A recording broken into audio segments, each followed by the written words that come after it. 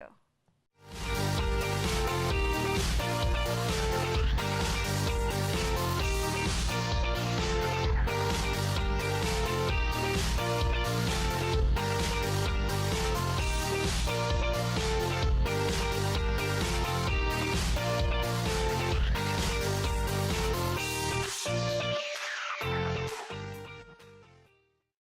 Evelyn, we have a great comedian.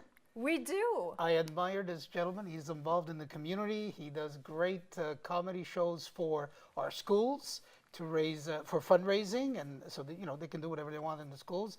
He's implicated. He's approachable. He's funny, and he's one of us. Absolutely. Frank Tadeo. Oh, it's so nice to be here. So nice Welcome. To be here. So nice to be here. Thank you. Where so are we? much. Where are we? Did you have It's trouble an industrial park. It's an industrial park.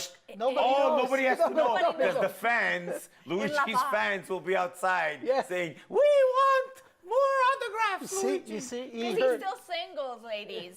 How is that still possible? single. How is that Right? possible? There has Yeah, to how's be that possible? It's gotta be one. Luigi, It's there gotta be- has to He's too be picky. women in Laval with bad eye vision. That would be because, no, I'm kidding. It's going to be my first and last time on like the him. show. Oh my Welcome. Never have that guy here again. Luigi's please. like aunt is going to be, this guy's not nice. Not, We, not that Luigi's aunt knows how to use a laptop. We're just going to be editing the whole Yeah, 3 yeah, minutes of The this. whole 3 minutes. The whole 3 minutes. It's going to be welcome, Franco Tadeo. Thank you, Franco Tadeo, for coming. Where's the rest of the vision? Didn't happen. Didn't happen. Wasn't here. Was he here? I'm not here. Are you? I'm not here, Are really. you? Franco. I'm here. I'm very zen. I'm in the moment. We got to ask you this. Yes. How did you get started in Doing comedy. How did I get started? Yes. So I was in university, and it would be a way for me to avoid writing papers. I would go to comedy clubs, all right? And I would watch it, and I'm like, I really like to do that. But I come from a very traditional, ethnic family. They're like, get a degree. And I think you and I have had this conversation because we know each other. Sadly, I don't know you off Camera. off camera. I know this guy, story of my life. The babe has no idea who I am. The single guy that's picky is my best friend. There's a pattern to break. There's a right pattern. There. There's a right pattern. there. But I'm blessed to have him in my life. Blessed is a euphemism for cursed. But anyhow, So I have to watch it. I always say I'm blessed to know him. Yeah. So now, is that a curse too? he's a blessing. He's a He blessing. is on 2 legs. On two legs. A blessing on 2 legs. On a very good night, 3 legs. But anyhow, that's another show. Another show. Okay, so Franco, not for nothing, but it's called Families. How did I get banned from my family get-togethers and reunions? This right now. Actually, This is the what question- happened. The question was, How did I comedy? how did you get on the show? How did I get on the show? I thought you begged. screened them I better than begged. that. I begged. I'm like, please, I need airtime that doesn't involve criminal behavior and Crime Stoppers. Where were you on the 13th? Yeah, the 2 days 13. ago. I don't know, and I was with no one. That's the standard. So Franco, how did you get Oh, God. Yes. Started. I'm in Started. university. I'm avoiding writing papers, and I'm like, I think I could do that. I got a degree. I got a job. I got married. I had 2 wonderful boys. And then sometimes you don't plan. I got divorced. And when you have a major life change, you're like, you take stock of your life, right? We're talking, Absolutely. and you're like, what do I want to do? What do I love? And I started doing comedy. It was not easy as a single dad. I moved back to the neighborhood with my mom and dad. My mom and dad would take care of my kids when I went to do shows for like $10 a night or whatever. And slowly I built a career. And that's how it happened. It was like this life change that we all do in life. For like, I want to take stock of my life. What do I want to do? What's my calling? And that's how it happened. From like a serious life change came a career where I get to be a village idiot, as my mom calls it, for a living. You're always, I see you often during the course of a year, and one of the things that I admire, I love your Yeah, comedy. I see you often, her never. Well, we're going to start getting her out of the... I'll She's invite you like, next is time. Franco coming? I'm busy. I'm busy.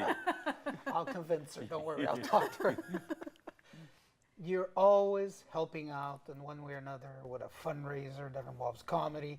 But the other beauty, not only that, but also you seem to have an eye on the upcoming new comedy personalities that are starting out. You seem to catch them on time, bring them on your shows, and promote them.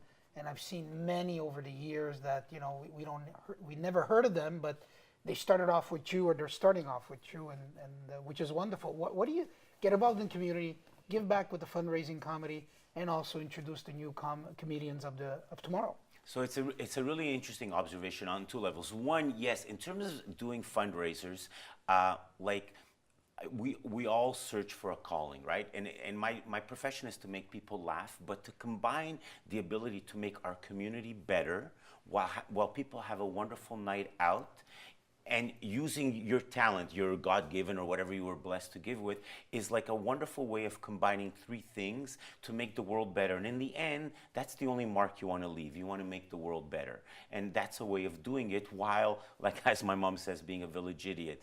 The other thing is, in terms of new talent, I think when you start anything in life later, there's ageism in show business. People I know, when I tour over North America, my job becomes harder because I go up on stage and people are like, oh, he has gray hair, can you relate to me? And that's the reality of show business, right?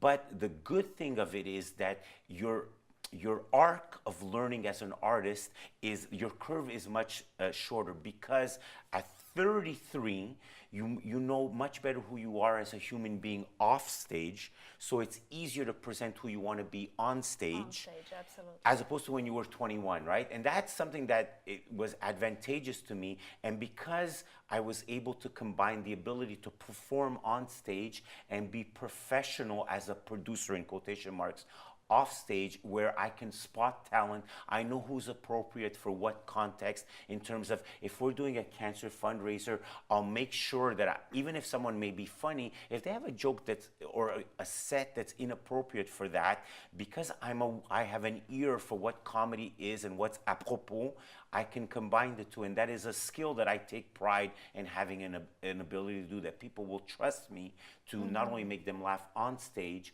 but to bring appropriate team with me off stage. What would you say for parents that are scared for their kids to go ahead and live of that passion? It's, you know what, I always say that, and I think this is like the duality of like an ethnic North American experience, right? It's fine to chase your dreams, but also I find as ethnic people, we have a responsibility. Our parents left, whether it be Greece or Italy or Lebanon or Croatia or the West Indies, they left these amazing places, made sacrifices to come to a place where, let's face it, outside, you could die 3 months a year from the cold, right?